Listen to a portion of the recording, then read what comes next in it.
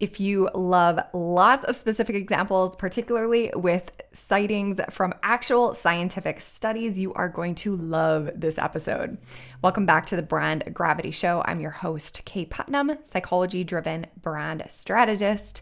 And here on the Brand Gravity Show, we explore the intersection between branding and psychology, and our guest delivers. Richard Shotton specializes in applying behavioral science to marketing. In 2018, he set up Astroten, a company that helps companies like Google, Mondelez, Brewdog, and Barclays apply behavioral science to solve their challenges.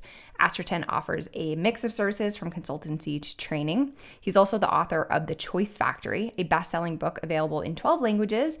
The book identifies the 25 behavioral biases that are most relevant to marketing and their practical applications. It won Best Sales and Marketing Book at the 2019 Business Book Awards. In 2021, he was made an honorary fellow of the IPA and associate of the Moeller Institute, Churchill College, Cambridge University. His latest book on applying behavioral science to marketing, called The Illusion of Choice, was just released in March of 2023. Let's dive into this fascinating conversation.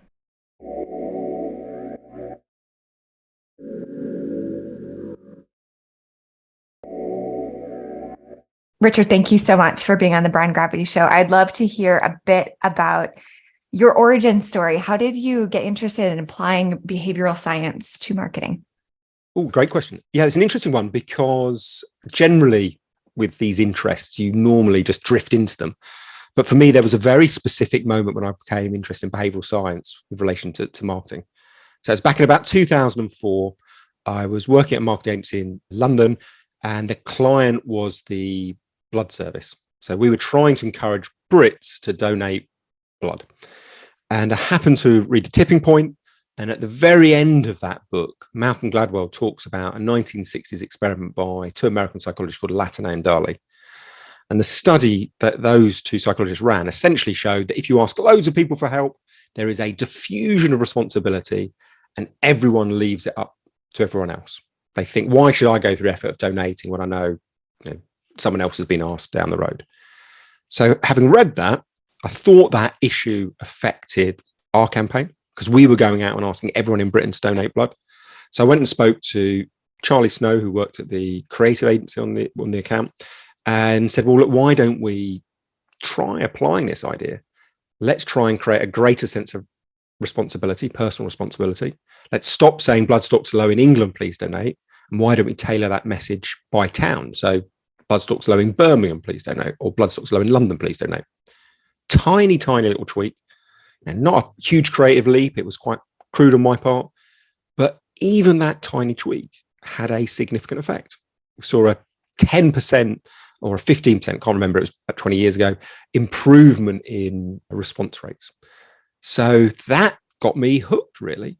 This idea that you could take findings from academia, you could take findings from 50, 60 years ago and apply them to marketing and see such a practical effect, I thought was fascinating. And when I found out that there were so many other studies that were available, it was something that I spent the next 20 years trying to turn into my career, and eventually ended up running my own experiments, writing my own books, and setting up my own agency. So yeah, that's how I first got into it. Amazing. And you have since written a few books, one of them being The Choice Factory, which was a massive success. I would love to hear, do you have a favorite insight from that book to whet our listeners' appetite for reading the rest of it? Definitely. So in the book, I cover 25 different behavioral biases. My favorite, I think, is one known as the pratfall effect. So it's this idea from a Harvard psychologist in the 60s called Elliot Aronson. And in 1966, he runs his famous study, recruits a colleague, gets that colleague to take part in a quiz. He gives the colleague all the answers to the quiz. So the contestant gets 92% of the questions right, looks like a genius, wins the quiz by miles. But then as the quiz is coming to an end, he spills a cup of coffee down himself. Aronson has recorded all of this, and he takes that recording and he plays it to listeners. But sometimes he plays the entire incident. Sometimes he edits out the spillage and people only hear the amazing quiz performance. Then when he questions all those listeners as to how appealing is the contestant. People who heard the entire incident, so mistake as well as great performance, they rate the contestant about 40 or 45% more appealing than the group who just heard the amazing quiz performance. So Aronson's argument, what became known as the pratfall effect, is that we prefer people or products who exhibit a flaw. And the reason this is my favorite is that firstly, it's counterintuitive. Secondly, there's a large effect. And thirdly, if you think about some of the greatest ever campaigns in advertising, many of them draw on this idea. Guinness, good things come to those who wait. Avis, we're number 2, so we try harder. Listerine, the taste you hate twice a day. These great campaigns have drawn attention to the flaws in their products. And by doing so, they behave distinctively. Most ads brag, so they're noticeable. They are trustworthy. You admit a flaw, you prove your honesty, everything else you say becomes a bit more believable. But maybe most powerfully, what they have also recognized, if you pick the right flaw to admit, you can really emphasize your underlying strengths. So Listerine, for example, emphasize their bad taste. Well, people assume if it tastes bad, they assume the potency must be off the charts. So the opportunity here is not just to admit a flaw randomly. It's to think, what's my core strength? And then is there a flaw that I can admit that might emphasize that strength? So I think that's got to be my favorite. I love that. Every superhero has their kryptonite. Oh, yeah, I've never thought of that. Yes, yeah. Well, very good point, actually. In a story would be utterly boring if the protagonist was perfect. You're absolutely, I hadn't thought of it that perspective. There's probably something there just about, I don't know, does it humanize them? Does it make them less, do we hate people who are perfect because they just remind us of our flaws? So I think you're absolutely right. In terms of character development, there's something important there as well. Mm-hmm. And the other piece of insight that I take from this is a great sense of comfort. I know a lot of the entrepreneurs that I work with, they feel a lot of fear around showing up and being visible in their brands because they have some level of perfectionism. They just want to be eloquent and perfect and amazing. But what a great comfort that we don't have to be. Absolutely. So I did quite a lot of talks. And unfortunately, I'm a bit of a klutz. So it is a rare talk where I don't spill a coffee, trip over a wire, or do something stupid. And what I now do sometimes is, if I'm talking about the pratfall effect, I might suggest later on, I didn't really trip over. I was just trying to harness the pratfall effect to get you to like me more. So I always like this idea of pratfall effect. It kind of gives you a get out of jail card free when you're presenting. Yes, amazing. And you have since worked with some massive brands, to the likes of Google and Barclays. How do you approach, or what is your process for adding in some of these psychological or behavioral insights to the campaigns or the consulting that you're doing? I think it often depends on the level of familiarity with the brand with behavioral science. One tip I've got, if people are interested in promoting behavioral science in their organization, is, I love the pratfall effect, but that's something that is very much around the brand strategy or the overall comms approach. And the problem of, if you go and suggest to a brand who's never dealt with behavioral science before, why don't you admit a flaw? Well, it's going to take years to know whether it's successful, and probably as much is about the creative execution and the specific way that you admit a flaw as the underlying insight. So I tend to avoid, on my first dealings, talking about long-term biases like that. What I would much prefer is to encourage people to think of a problem that is easily quantifiable and you can measure in the short term, like conversion rate on your website. Then let's pick 8-10 behavioral biases and identify which ones we can use to solve that problem. And suddenly you see people becoming a lot more trustworthy, because if I was a charlatan, what I would do is encourage them to do long-term implications where we're going to struggle to measure the impact. If you go to someone and say, please put me on a task where you'll know within a week or not whether what I suggested works or not, suddenly they know that you genuinely believe this stuff. So I think it's a really good screening mechanism, because only someone who genuinely believed in behavioral science would do that. So it's a very good way of proving your honesty in an unfakeable way, or your genuine confidence in these ideas. So to begin with, Pick something that's easily measurable, short term, and there are an awful lot of behavioral science biases that you can apply to things like making a price appear better value, converting someone on a website, reducing drop-offs, encouraging larger purchases. Yes, amazing. You have just released a book recently called The Illusion of Choice. Can you share the gist of that, what we'll find in that book? Oh, okay. So the subtitle is 16.5 behavioral biases that influence what you buy. So in that, it is a similar broad approach to the Choice Factory, in that I follow an individual through the day, and on 16 occasions, they have to make a decision, commercial decision. And each chapter looks at a family of biases or insights that would explain that decision. So it follows a similar theme to the Choice Factory, but the 16.5 principles that I discuss are completely new principles. So you could pick it up without having read the Choice Factory and you'd be no worse off.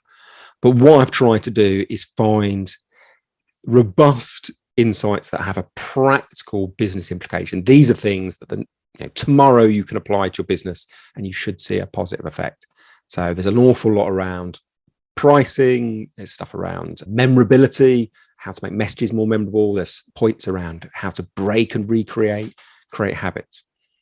What a fantastic resource if you're looking for ideas for those experiments to run. I might be getting a little bit too far into the weeds here, but when you have a couple of biases that you have the idea that you'd like to test it against one of those results, you want to design an experiment. Do you have any best practices or advice for an entrepreneur who wants to run a few experiments? So the first and probably the broadest bit of advice would be very careful about direct questioning of customers. Yeah. A theme of behavioral science is what people say and what they do are very, very different things. So there's a famous study from Robert Cialdini around an idea called social proof. He goes out, works for the hotel chain in Southwest USA, and he persuades that hotel chain to let him alter the messages running in guest rooms, encouraging them to reuse their towels. So some rooms see a sign saying, please reuse your towel, it's good for the environment. And 35% of people do so. Other rooms, they see a sign saying, please reuse your towels. Most guests who've stayed in this room have done so. And there you see 49% of people reusing their towels. So 40% improvement of control. That's a very famous study. This idea that if you want to change behavior, don't give people a long list of rational reasons. Don't try and educate them about why they should change, but instead make it clear what most people do. So that's a very well-known finding. What's less well-known is that he did a follow-up study. So far, he has observed what influences people. What he does next is what most small business owners would do, what most marketers would do. He sends out a survey. And he says, look, imagine you go to a hotel. Imagine you see these two messages, social proof and the environmental one. He says, what would influence you to change your behavior? And the result from that survey, the exact opposite of the observed data. People say they wouldn't be influenced by social proof. They would be influenced by the environmental message. Now, his argument is it's not just that people are lying, and it might be a little bit of that. It might be that there is a socially acceptable way of answering, and that's going to be an issue. But there's a broader theme, which is, in the words of psychologists, people confabulate. They don't know their own motivation. So when they're put on the spot, they come up with plausible post-rationalizations. So there's a wonderful psychologist called Timothy Wilson who says we are strangers to ourselves. So we don't have full introspective insight. So if you say to someone, why have you just bought my 4-pack of lager? They will give you lots of answers, probably about the taste, probably about the price. The issue is most of those reasons will be sending off in the wrong direction. So I would say to people, think about running these field experiments where you observe what people do rather than directly question them. And when I say field experiment, think of that Cialdini study.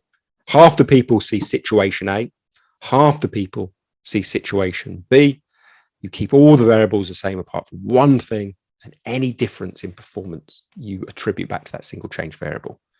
That might feel really, really complicated, but it's at its heart, it's very simple. If you have a website, you can run those experiments. If you have a shop, Monday versus Tuesday, afternoon versus morning, you can easily run these experiments. Think about your shop and your website as a giant laboratory and think of these behavioral science ideas as fodder for your research program. Thank you. We're like coming back to middle school science here a little bit with the control. Absolutely. Yeah.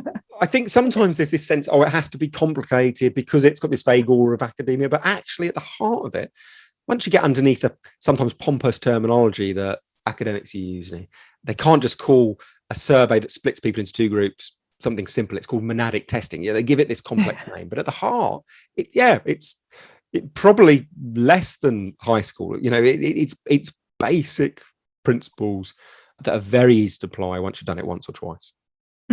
Yes, no more gatekeeping the insights. We can all get access to this, given we have enough people to see if there's a statistically relevant difference between the two.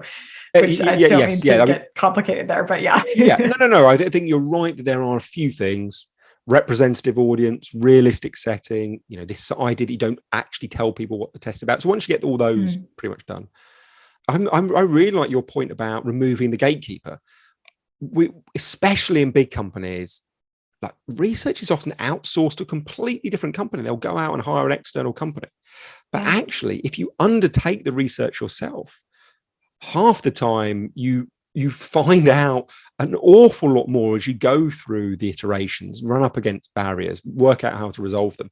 You often end up discovering things that are remarkably valuable simply by that increased face-to-face dealings with customers. Talk to me, and this might be a selfish question, but talk to me about the process of writing the book. Was there any part that was particularly challenging for you as you put these 16 and a half principles together? Oh, okay. So in terms of the process, it was harder second time round. When I wrote the first one, I was employed by someone else. So it was very obvious and very segmented.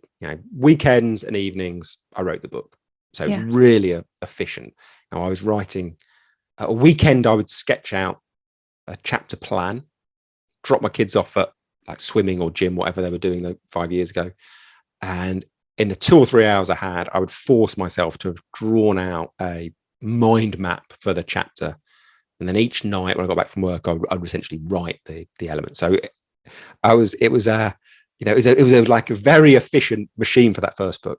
Second book was much, much harder because I was working for myself. So any time I spent writing it, I had this sense that, I'm not earning money. So I found that element very, very challenging. So the second one was not the slick process that the first one was.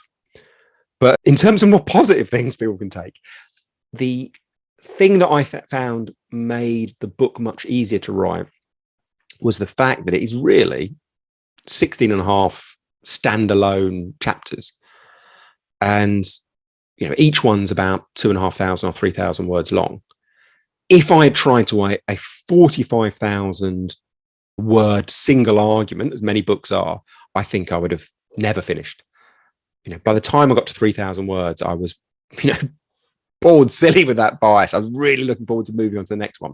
So chunking up the project into these manageable units made it much easier to complete the task. I had this constant sense of completion. So if that works for other people and they could do that, I think that's probably the single best thing I did, chunking it up into bite-sized elements.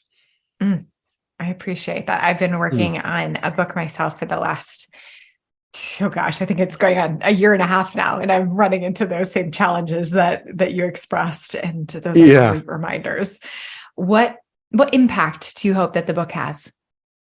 So I hope people see the practical implications of this field. I think sometimes because its roots are in an academic discipline, people think it is otherworldly and abstract. But I would argue if you're in marketing or you're running your own business, you are in the business of behavior change. You want people to switch from a competitor brand, pay a premium. We're all in the business of behavior change. So what I wanted to do with the book was show people that studies run in an academic setting could have a very practical implication in a business setting. So what I tried to do is, of the thousands upon thousands of studies out there, pick ones that relate to business, especially marketing. I try to write them up as simply as possible. Unfortunately, it's the case that the actual academic studies are often written in a very turgid, complicated way. They don't need to be. So I try to make them as simple as possible, without losing too many of the nuances. So I tried to make it accessible. And then I also tried to identify where I thought there were gaps in the literature. So, for example, there's an amazing study by a Canadian psychologist called Ian Begg, where back in 1972, he shows that people are much more likely, of the order of about fourfold, more likely to remember concrete phrases rather than abstract phrases. So if I read out a list of words, if some of those words are concrete, you can visualize them like square door or white horse. Mm-hmm. You're much more likely to remember them than the abstract phrases like subtle truth or basic fact. Now, that study was deeply flawed. The finding is fascinating, but the methodology was flawed in that it was run on 25, I think, students. So very small sample, unrepresentative audience. The type of words that he asked about are frankly bizarre. Muscular gentleman, flaming forest. He asked people immediately after reading out the list what they could remember. So when I read that, I thought this is an amazing insight because all communicators want to be remembered. But how much can we trust the finding? So I reran that study along with a friend called Mike Trahan at Leo Burnett. We reran the study, 400 plus people in 2021, I think it was, so much more recent, nationally representative. We changed the words. They were much more commercial. So instead of square doors, it was fast cars. Instead of basic truths, it was trusted provenance. And we tried to get a little bit close to reality by putting a gap between when we read out the list or when people read the list and when they tried to recall the items. It wasn't a huge gap, it was only about 5 minutes, but even that gap led to an even more powerful swing in behavior. So we found people were 10 times more likely to remember the concrete visualizable phrase than the abstract one. So yeah, those were the kind of main reasons, with that final one being just simply wanting to show that some of the studies which have been criticized for being a little bit unrepresentative or not perfectly done, if you took the basic principles, you could see whether they still work today in a more realistic setting. That is fascinating and a bit counterintuitive to me, because a lot of times we hear in marketing that we shouldn't talk about like the features of our product. We should talk about the benefits and the emotional benefits. How do you reconcile those two things? What do you recommend people do? I think that's a fair point. So what's this saying is, Begg's argument is, vision is the most powerful of our senses. Yeah. So if you can visualize something, it will become more memorable. Yeah. Now, you can talk about the benefits in that way. Benefits are often abstract, but a great creative will translate those into concrete analogies. So I'm not sure if that's even that's correct English, but what I mean by that is, if you think about, I think this is the example I use in the book, that you go back 25 years ago and MP3 players, every single one had the same abstract objective: talk about the memory and the capacity and the storage. What virtually every brand did was communicate that in an abstract way. 256 megabytes of memory. Abstract, unvisualizable, completely forgettable. What Apple did was take the same abstract objective, but translate it into concrete language that people could picture. So their famous line was 1,000 songs in your pocket. You can picture a pocket, you can visualize a song. Therefore, it becomes much, much stickier. So I think you're absolutely right that benefits rather than features, but if you can translate those benefits into something people can visualize, then you're onto something really, really powerful. I love that. That's fun. Fascinating. Thank you so much for expanding that idea. And yeah, the visual metaphor is the takeaway that I'm extracting there. And it's worth people thinking about that, because it really is a big effect.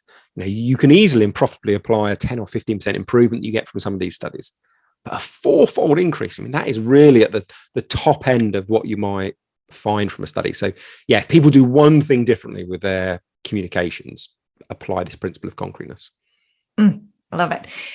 So you've been in this world of behavioral science for some time now, we're not old yet. We're not saying that, but, but you have this wealth of experience.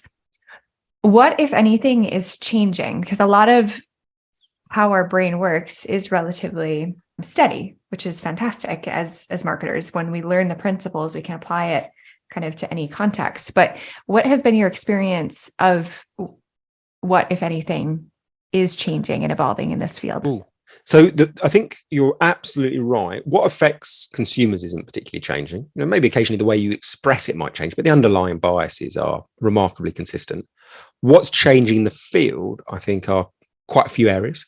So if you go back to the 1950s, some of the very famous classic psychology studies, an awful lot of them are run on students, and that is problematic.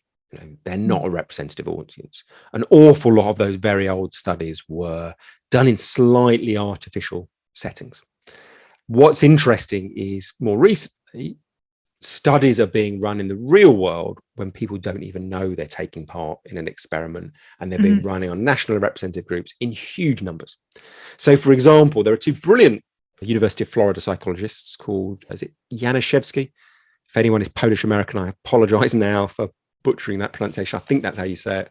Janaszewski and Yu was the colleague.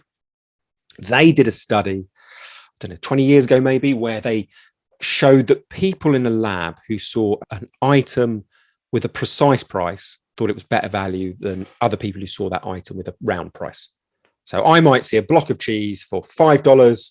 If I was asked, was it good value, I was likely to score it worse than if you saw that block of cheese and thought it was $5.05. Mm-hmm. Now, I've always been fascinated by the study because there's such a great opportunity there. If you are selling a product as a consultant or a small business, let's say you sell your consultancy service at £1,000 or $1,000, stop doing that, charge $1,075. It's a lovely idea because it's a rare chance to increase your price and be seen as better value.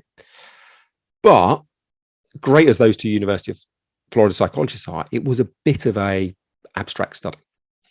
But recently, Uber have released data, or they've commented on their experiment.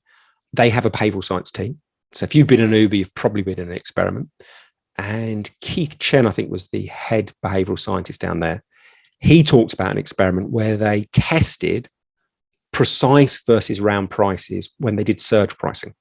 So if you and I were standing on a street, you get a surge price for 2x, I get one for 2.1x, I would be more likely to accept the ride. The argument being that, well, if you see a round price, you think someone's just plucked it out of the air, that they've just marked it up to a high degree. If you see a precise price, you still think they've marked it up, but you think the increments they've gone up are much, much smaller. They've worked it out very precisely and only put it up as much as they possibly, as little as they possibly can. So that is a big trend. Studies that were once shown in lab settings are now being tested in real world settings. And I think we can give those greater validity and greater believability. So yeah, that's probably the area I'm most excited about behavioral science. Oh, that's fascinating. Thank you so much for sharing that. For those who are interested in learning more about these biases or just data that's coming out, tell us where we can find your books and then any other favorite resources you have for learning. Oh, definitely. So it's a great time that there are an amazing set of books and podcasts out there. So in terms of books, if people want a general book about applying behavioral science to marketing business problems, Alchemy by Rory Sutherland is excellent. Yeah. Influence is 40 years old now, but that's a classic. Cialdini's 6 Principles of Persuasion. I mentioned that not only is Cialdini amazing, but a lot of his early graduate research was with salespeople. So it's got a very commercial application. So those are 2 very good general books. If people want to keep on reading more, I think you then get quite a lot of value from picking a specialist book. So if you're interested in pricing, William Poundstone's Priceless applies psychology to pricing. If you're interested in habits, phenomenally popular book, one of the all-time bestsellers of business books, James Clear's Atomic Habits. That's an amazing one. So yeah, there are many very readable resources out there. I think those are probably 4 of the books that I would start with. Amazing. And to leave our listeners with some little kernel of insight, what would be one action, the first action that you would recommend an entrepreneur takes to benefit from this knowledge? Develop a spirit of experimentation. Use these studies that have been done by academics. Think of them as almost this free research team that work for you. Find a couple of studies, test them at low risk, 5% of your website traffic. Test a social proof message or a precise price message. Test them in low risk circumstances. If they work, and there's a lot of evidence they will, you can run them forever and the upside's massive. If occasionally they don't work, and context is important, well, within a couple of weeks, you'll know the result, you can turn them off. So the odds are massively stacked in your favor. Minimum downside to a failure, massive upside to a success. But if you do test them, do not ask people directly. You have to run these A/B tests, these field experiments, these monadic tests. So I think that focus on experimentation and action is the key thing, not just reading and contemplating. Yes. Amazing. Thank you so much for sharing your wisdom and genius and wealth of experience. This has been fantastic. Thank you. Thank you very much. Thank you so much for being here, for listening. I hope you got as much and learned as much from that conversation as I did. If you haven't yet, I would absolutely adore you if you went and left a 5-star review for the Brand Gravity Show wherever you listen. It helps us attract more amazing guests like Richard and attract more smart humans who can benefit from this knowledge. Thank you so much for being here, and I will see you in the next episode.